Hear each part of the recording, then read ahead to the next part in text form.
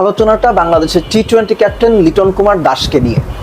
সবার আগে একটা কথা বলে নেই, চূড়ান্ত রকমের অধারাবাহিক 10 ম্যাচ পর অসাধারণ একটা ইনিংস খেলে বাংলাদেশকে ম্যাচ জেতাবেন। কখনোই ধারাবাহিকভাবে রান করবেন না। এক সিরিজে ভালো খেললে 2 সিরিজ সলভ করবেন।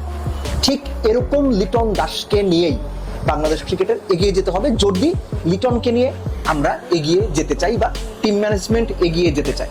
এটা হচ্ছে বটম লাইন লিটন দাসকে নিয়ে। অনেকে আমাকে বলেন যে ভাই মিরাজকে নিয়ে বলেন, তাসকিনকে নিয়ে বলেন, ওরে নিয়ে বলেন, এরে নিয়ে বলেন, লিটন দাসকে নিয়ে খুব কিছু বলেন না। লিটন দাসকে নিয়েও বলি, কিন্তু আলাদা করে শুধুমাত্র লিটন দাসকে নিয়ে কখনো আলোচনা ওইভাবে করা হয় না। এই ভিডিওটাতে করছি। চূড়ান্ত অধারাবাহিক বলতে যা বোঝায় 10 বছর ধরে লিটন ঠিক তাই।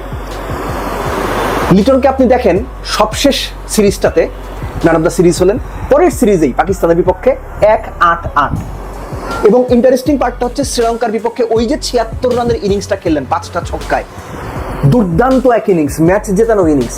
ওই একটা ইনিংস ছাড়া শ্রীলঙ্কার বিপক্ষে বাকি 2 ম্যাচেও সে কিন্তু ভালো কিছু করেনি। একটা 6, একটা বোধহয় 32। ও 32টা দলকে জেতাতে সামান্য হলো ভূমিকা রেখেছে, যদিও তানজিদ তামিমি ওই ম্যাচে 70+ রান করে দলকে জিতিয়েছে।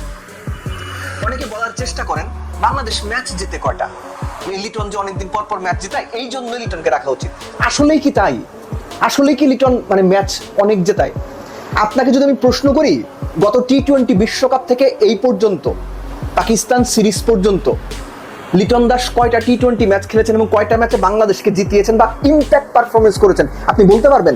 গত বিশ্বকাপ থেকে পাকিস্তান সিরিজ পর্যন্ত লিটন টি-20 ইনিংস খেলেছেন 25টা, রান করেছেন 488, 20 হচ্ছে তার গড়, 114.55 বা 115 হচ্ছে তার স্ট্রাইক রেট, 2 50। এই 2 50 কোথায় কোথায়? একটা তো শ্রীলঙ্কার বিপক্ষে দ্বিতীয় টি-20 যেটা বাংলাদেশ ম্যাচ জিতলো, ওইটা তার একমাত্র ম্যাচ উইনিং নকবা, একমাত্র ইম্প্যাক্ট ইনিংস যেটা দলকে জেতাতে ভূমিকা রেখেছে। তারপরে তর্কের খাতিরে ধরে নিলাম দ্বিতীয় টি-20তে তিনি যে 32 করলেন কত 25-26 বলে, সেটাও দলকে জেতাতে ভূমিকা রেখেছে। অবশ্যই ইম্প্যাক্ট ইনিংসটা, কিন্তু জেতাতে একটা কন্ট্রিবিউশন আছে।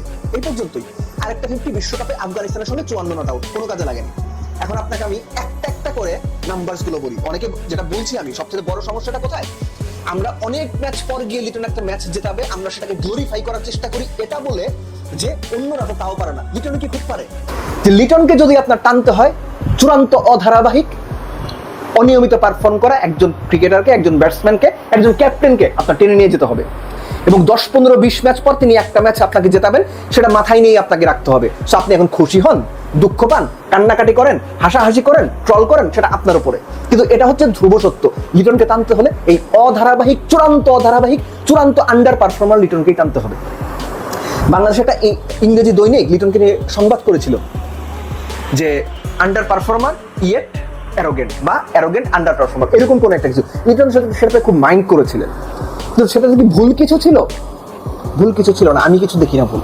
কেননা আপনি যখন এই ধরনের আন্ডার পারফর্মারদের দিনের পর দিন গ্লোরিফাই করবেন, আন্ডার পারফর্মারদের 20 ম্যাচ পর একটা ইনিংস আপনাকে জেতাবে সেটা আপনি গ্লোরিফাই করবেন, তখন আপনার ক্রিকেট সিস্টেমে এই ধরনের প্লেয়ারই তৈরি হবে।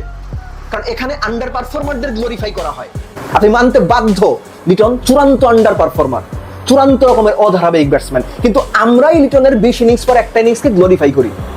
সো আপনি লিটনকে তো এই অবস্থাতেই পাবেন।